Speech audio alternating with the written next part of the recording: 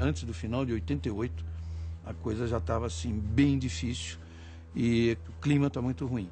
Eles praticamente assim, um entrava no motorhome e o outro saía. Aquela recepção que o Prost deu ao Senna em 88, recebendo o Senna como um garoto prodígio, bacana, vai ajudar a equipe a crescer, ganhou um campeonato aqui legal, tal. Aquilo acabou no começo do ano porque o Prost também era um piloto muito competitivo. Alain achava que Ayrton estava recebendo tratamento preferencial da Honda, o que não sei se era verdade ou não. No final de 88, Prost se reuniu com o dirigente da Honda e ouviu dele o seguinte: as pessoas que trabalham na equipe Honda são todos jovens e eles veneram Senna porque veem Senna como um samurai. Eu me lembro de uma entrevista que eu fiz com o engenheiro-chefe da Honda. Ele virou para mim e disse: as qualidades morais dele e as qualidades dele de profissional são as que nós louvamos nos nossos samurais. Ayrton era uma pessoa normal, apesar de ser um super piloto e um super engenheiro. Esbravejava, sofria. O japonês tem apreço por pessoas normais que fazem coisas grandiosas. E ele ficava até 10, 11 horas da noite, meia-noite, reanalisando os dados, detalhe por detalhe, volta a volta de cada roda, e ele tinha a sensibilidade de dizer: aqui a gente pode ganhar 2 décimos, aqui a gente pode ganhar 1 décimo. Os japoneses, atônitos, não conseguiam entender como é que ele conseguia ter tanta informação e concluir essas informações que a telemetria iniciante estava dando para ele. E ele ia jantar e levava uns mapas dos treinos. O Galvão tentava tirar da mão dele, esconder, botar embaixo de um prato. Ele falou: não, eu preciso ver isso. Você é mal educada, vamos jantar. Senna na pole position, por dentro, Prost a seu lado.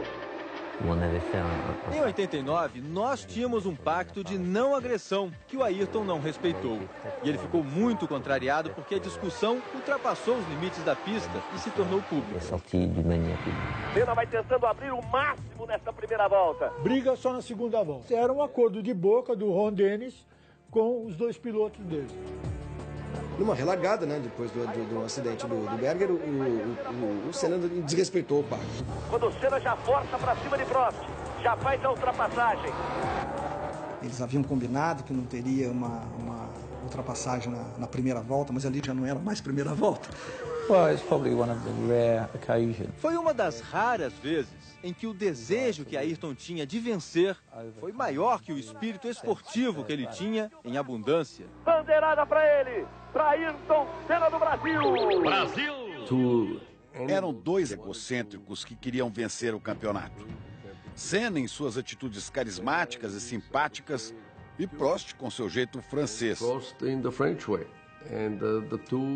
Os 2 extremos se pegando e a história que nós conhecemos. Eles não gostavam um do outro.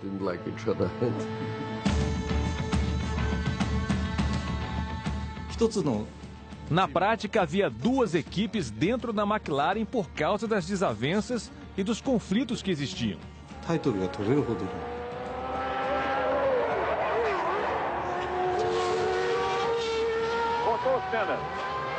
Rodou o Senna.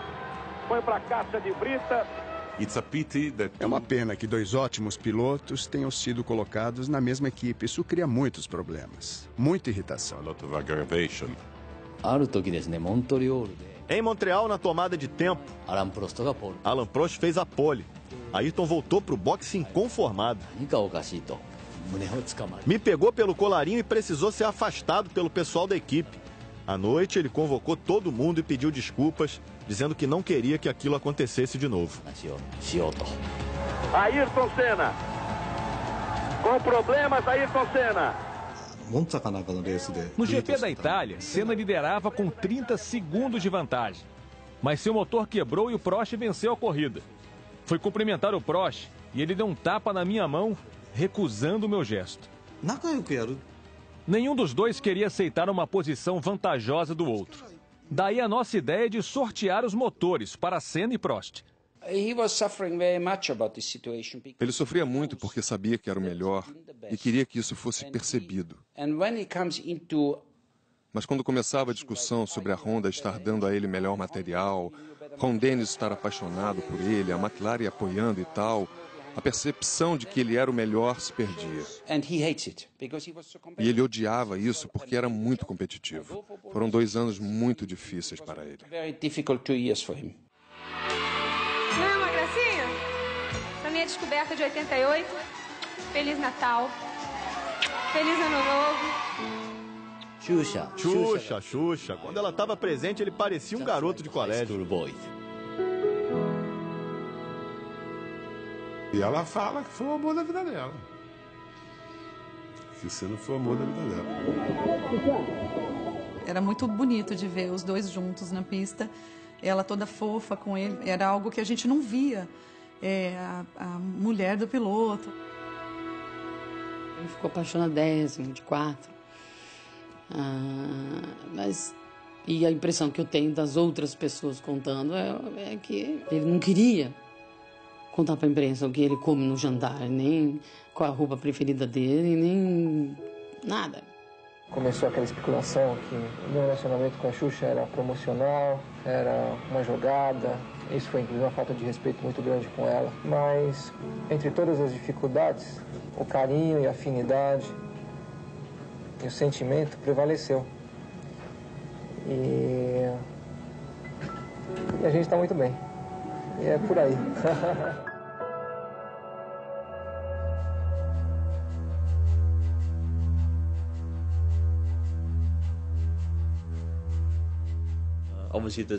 Obviamente, a história de Suzuka foi dramática. Ele sentiu que a política do esporte estava contra ele.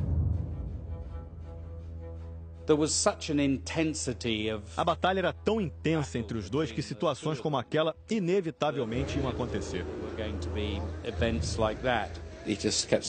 Prost só dizia: Nigel, hoje não vou abrir a porta. Eu já fiz isso muitas vezes. I've done it too many times. Prost larga melhor. Prost larga melhor, Senna vem por dentro. Prost vai assumir a ponta.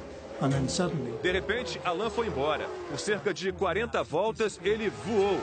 Senna tenta outra vez chegar para encontrar o vácuo. Fugiu o Prost. E Ayrton foi chegando.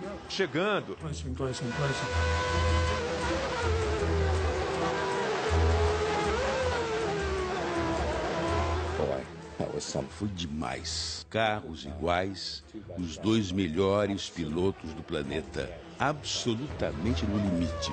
Agora é volta a volta, curva a curva, freada a freada. Era um Alain Prost das antigas, assumindo riscos de novo. Era como o Popeye comendo espinafre para ficar mais forte. Eles tinham quase batido algumas vezes, como em Portugal em 88, quando Ayrton espremeu Prost contra o muro. Acho que aquilo foi um basta de Alain, que estava se sentindo desmoralizado e finalmente resolveu se impor. Alan sabia exatamente o que estava fazendo, sabia que, tirando Ayrton da corrida, seria campeão. E pedir para piloto aliviar tanto o que está na frente quanto o que está atrás para fazer a ultrapassagem, piloto do nível do Prost e do Senna, é falar sozinho. Ele chegou na chicane, Senna meteu por dentro, vai bater, vai bater!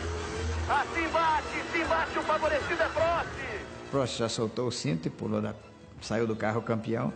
E o Ayrton, desesperado, ficou acenando para os fiscais de pista empurrarem o carro dele. Vai tentar voltar Ayrton Senna, ele tem que ser empurrado, ele pede para ser empurrado. Prost desceu do carro, vai tentar voltar Ayrton Senna. O carro tem que pegar e tem que virar para voltar pela chicane. Passa Senna, volta Ayrton Senna depois da batida com o Prost. Ele vai chegando. Eu era o único da equipe conectado no rádio que falava japonês e a ordem da direção da prova era clara: não deixe ele voltar, não deixe ele voltar. Empurrei o comissário de pista e disse: não posso fazer isso. E deixei o Ayrton sair. Vai voltar bem atrás de Nannini. Eu nunca me arrependi do que eu fiz naquele dia. Senna forçou, travou Nannini, lá vai Senna na ultrapassagem. Bandeiras brasileiras agitadas, o público de pé. Ayrton Senna, bandeiras matriculadas. Brasil! Ele foi roubado descaradamente pelo Balestre, né?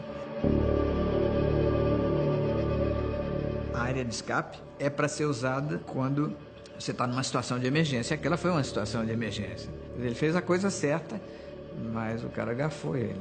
O Ayrton disse que ele era ladrão, aí ele baniu o Ayrton do campeonato do ano seguinte. O Balestre, muito magnanimamente, se ofereceu para o Ayrton a chance dele se redimir desde que ele fizesse um pedido formal de perdão. E o Ayrton não atendeu esse pedido. Aí ele falou para mim, e onde é que fica a minha dignidade? Aí eu falei para ele, onde ficou a dignidade de Jesus quando pregaram ele numa cruz, cuspiram nele, fizeram gato e sapato dele? Aí ele falou, mas eu não sou Cristo, pô. Ele voltou ao Brasil desgastado, ele era uma outra pessoa. Eu tive a impressão de que naquele momento ele queria abandonar a carreira. Quando o seu Milton me ligou em dezembro de 89, para perguntar se eu queria trabalhar, conversar, enfim, ele me explicou, o Ayrton ainda não sabe, na verdade, se vai correr no ano seguinte. Ele era realmente bem diferente de todos os outros. Ele era um piloto que tinha opinião e dava a opinião dele, para começar, né? Ele sempre dava manchete. Só que aí ele descobriu que a opinião pública mundial ficou contra ele, o Balestre. E também os patrocinadores. Um campeonato mundial sem a presença da grande estrela seria um campeonato manco. A McLaren distribuiu então um comunicado no qual Ayrton supostamente pedia desculpas por coisas que disse sobre o Balestre. E quando saiu, todos nós rimos. O que é isso? Isso não tem nada a ver com Ayrton. Nothing to do with Ayrton. Eu não espero nada do Prost, porque eu já trabalhei com ele durante 2 anos, já aprendi muito sobre ele, sobre a personalidade dele e o caráter dele. No começo do campeonato de 1990, ele parecia querer mostrar que estava começando tudo de novo para ele. E o Prost já não estava mais com ele, né? O Prost tinha ido embora para a Ferrari e veio um companheiro que era amigo há muito tempo, que é o Gerhard Berger. Eu pensei comigo, ninguém é tão difícil de ser batido. Eu posso ser mais rápido, posso andar na frente dele. Ayrton seria mais um. E você confere aí o primeiro grid de largada deste ano. A primeira pole position de Gerhard Berger logo na sua estreia. Ele era o rei da chuva e a gente estava em Phoenix. E o primeiro dia era de chuva e eu fui o mais rápido, claro. Segundo dia, pista seca, e eu estava na frente de novo. Claro. Pinta verde, já busca posicionamento Berger, Senna força pelo meio. Berger vem na ponta, Senna vem forçando, vem buscando posicionamento. No dia da corrida eu estava na frente. Eu bati porque o carro, como você sabe, tinha sido construído para o Prost.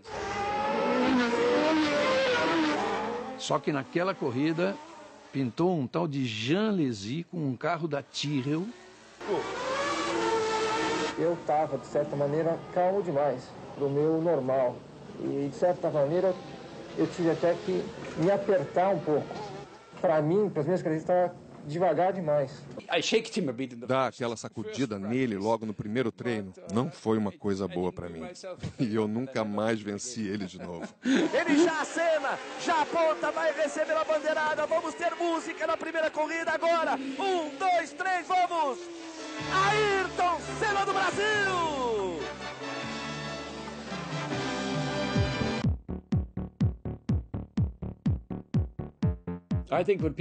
Quando se tratava de ultrapassagem, os caras viam aquele carro dele atrás e reconheciam o capacete. Oh, meu Deus, é o Senna, vai me passar. Senna está vindo. Você sai da frente ou vai acontecer um acidente. A decisão é sua, porque ele já pensou e tomou a decisão dele. Senna fecha, tenta subir a ponta. Situação difícil, situação difícil. Ele até discutia, quando ele tinha uma crítica, ele gostava de discutir, para saber se o jornalista tinha razão ou não. Agora, não podiam dizer que ele era um piloto precipitado. E ele falava comigo assim, eu não sou precipitado, eu passo na reta, eu passo na curva, eu passo em qualquer lugar. Porque a hora que eu vou passar, eu olho, tem um espaço para passar uma jamanta. Senna tem que deixar ele embora. Olha aí, olha o que fez Nigel Mansell. Tirou Ayrton Senna da prova. Na pista, eu acho que ele era meio audacioso às vezes, né? E era levadinho, né? Porque ele, quando cismava de ultrapassar ou qualquer coisa, ele não queria nem saber. O Ayrton tinha uma coisa estranha. Ele era capaz de ser muito agressivo na pista, mas se um piloto se feria, ele era o primeiro a parar, sair do carro e correr para ver se estava tudo bem.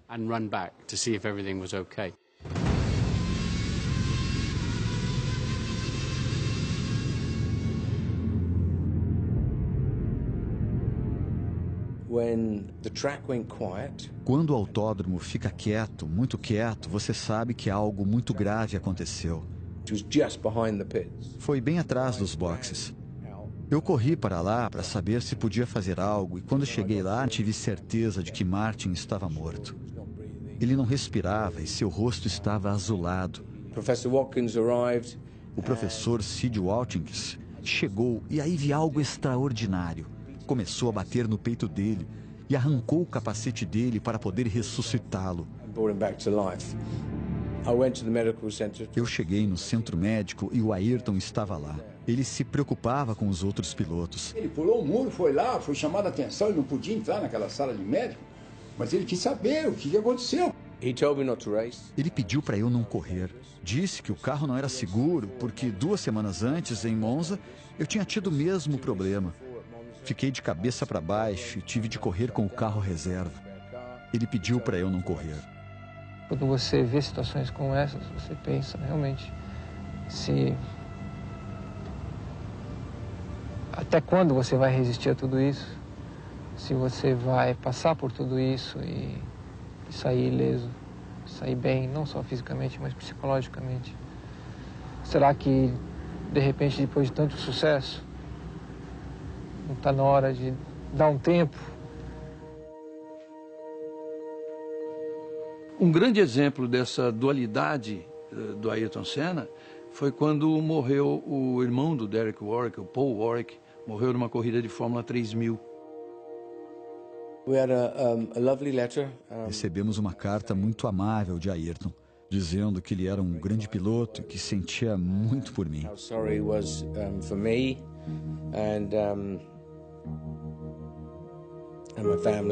E pela minha família. Era uma pessoa que se preocupava. Não era aquela pessoa dura e difícil da pista. Teve um sentimento que foi especial. Significou muito para minha família que uma pessoa importante como Ayrton Senna arranjasse tempo para esse tributo, dizendo que um grande piloto deixaria saudade.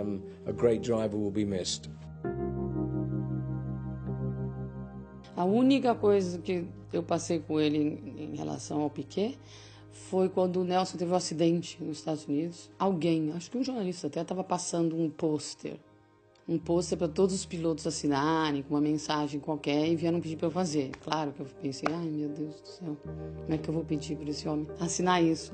Em algum momento, que eu achei que era o momento correto, eu fui lá e falei, ó, expliquei, tem isso, tá todo mundo assinando. Eu falei, tá ótimo, me dá a caneta. A gente abriu o pôster, ele leu todos, demorou, ele estava emocionado, estava com os olhos cheios de lágrimas, porque era um companheiro, né, de profissão que provavelmente nunca mais ia correr, acho, não sei, mas ele ficou emocionado. O texto era bem simples, mas eu vi o quanto ele pensou para escrever aquilo. Tanto o risco que eu corro de acontecer uma coisa dessa, ele corre na Fórmula 1, então eu acho que nós estamos um apoiando o outro em tudo que se possa acontecer. No final da temporada de 90, mais uma vez o autódromo de Suzuka marcando a vida do Ayrton. E sempre ele de um lado e do outro lado a turma do Balestre. Ayrton Senna leva a vantagem de 9 pontos, leva a vantagem de uma vitória. Vale o título mundial de 1990. Ele é o pole, vai largar no lado limpo da pista, inverte a posição da pole. Ele questiona isso com os comissários e mesmo assim não mudam, botam ele para dentro. Eu estava com ele no paddock antes da corrida.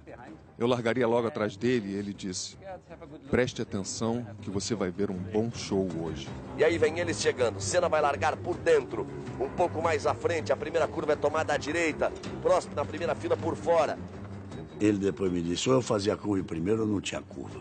Sobe o giro dos motores, luz verde, Senna tenta arrancar na frente, Prost largou melhor e tomou a frente Prost. Eu acho que o Ayrton viu o espaço e foi para o espaço. Ele deixou o Prost decidir. E o Prost decidiu. Tomou a frente Alain Prost, Senna força, vai por dentro. Aí a batida dos dois e aí se seguir a prova é final de campeonato. Se seguir a prova é final de campeonato. Botou por dentro na curva 1. Quem acha que não tinha que entrar, o Prost, né?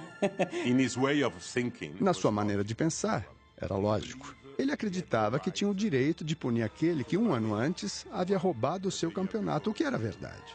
O Prost sabia que tinha jogado o carro em cima do Ayrton um ano antes. Tanto que eles descem do carro e um não fala com o outro. Senna e Prost, Senna das costas para Prost. Das costas para Prost. Só um louco faz uma coisa daquelas. E ele fez frio, direto. Pá, pum, pá, resolvi o meu problema. Mas há um limite, e acho que ele ultrapassou o limite naquele dia. Para ser sincero, acho que foi provavelmente a pior coisa que já vi numa pista de corrida. Havia 24 carros bem atrás deles. Aquilo foi uma falha de caráter do Ayrton. Eu preferiria que ele ganhasse o campeonato de outra maneira. Foi uma fase triste da Fórmula 1. Foram títulos decididos com atitudes anti-esportivas. Alguém pode dizer, olho por olho, dente por dente, um troco dado um ano depois. Aqui para você, Balestre, aqui para todo mundo. Esse é um lado da Fórmula 1 que eu não gosto de ver.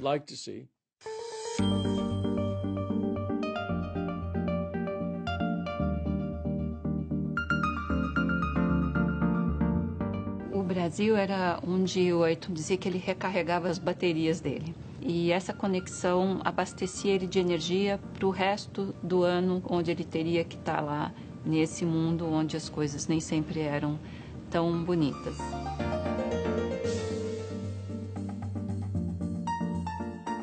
Como ele ficava pouco no Brasil, quando ele chegava era um dia de festa, assim, em casa.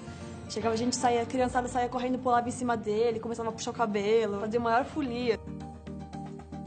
A gente passava bastante tempo junto no verão, quando ele estava depois da temporada, e era sempre muito legal, porque ele trazia sempre um ânimo para casa, trazia sempre muita energia boa e a gente curtia muito como criança, né?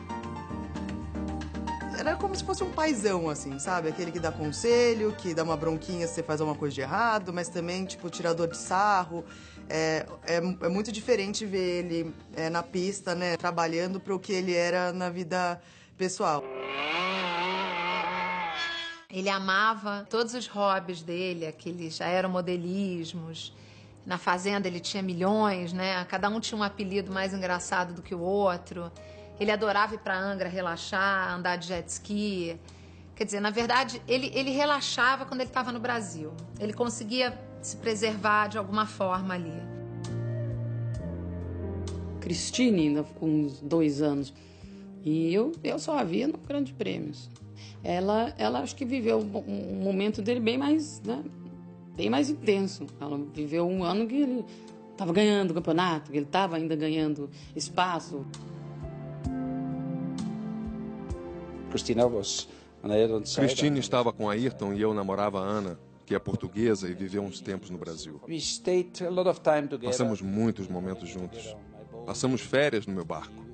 Fomos juntos para os grandes prêmios, éramos um pequeno grupo muito unido. A Christine é uma pessoa mais do jeitinho, assim, mais, sabe, mais quieta, mais low profile. Eles tiveram, pela minha impressão, uma coisa assim, mais caseira. Compraram uma casa em Portugal. Ele era um cara que não bebia, ele era um cara que não ia pra noite. Quer dizer, ele era focado no trabalho dele. Meu desejo de sucesso e de vitória é tão forte, como que tudo que for necessário ser feito em termos de dedicação e trabalho para atingir o objetivo, eu coloco. Aí o Senna. Lá vai ele. Uma volta. Mihaly Ridassi aponta para ele uma volta, tá ali o Mihaly. Volta final. Ele virou 25-1, Patrese 24-7. Essa era a corrida que faltava. Essa era a vitória que faltava. O Ayrton queria muito ganhar no Brasil, porque todas as vezes aconteceu alguma desgraça e não dava para trazer essa vitória para cá. Aí vai ele! Tudo conspirava para que ele pudesse até abandonar a corrida ou ser ultrapassado dentro de casa. Não, foi o contrário. Ele vai deixando misto, vai no capricho Senna, vai para quebrar mais um tabu. Senna vinha nos avisando pelo rádio sobre a perda das marchas. Começou a pular a quarta fora, da metade da corrida em diante. De repente, eu perdi totalmente a quarta, faltando 20 voltas para o final. As engrenagens, uma estava comendo os biquinhos e ia quebrar todas, então ele deixou em uma só.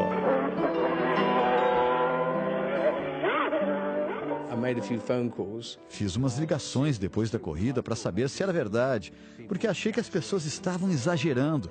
Aquilo foi extraordinário. Aí eu pensei comigo, falei, pô, eu lutei tantos anos para chegar a isso, e hoje lutei tanto, vai ter que dar. Vai pra vitória! Mihaly Ridazzi! Ayrton! Ayrton! Ayrton Senna do Brasil!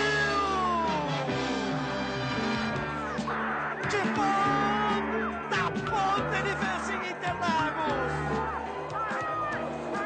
Aquele grito, ele comemorando, aquilo até hoje, só de falar eu me arrepio. Antes mesmo de cruzar a chegada, eu já comecei a berrar ali dentro do carro, do capacete, e fui assim. Eu pouco falei, na verdade, eu apenas fiquei gritando ali de felicidade e emoção. E acho que foi uma emoção tão grande, né? Não só pra mim, mas para todos os brasileiros e para ele, né? Tipo, você vê que ele comemora mais a vitória do Brasil do que ele comemora o campeonato dele. Vem cá, pai! Vem cá, pai! Vem cá! Vem cá!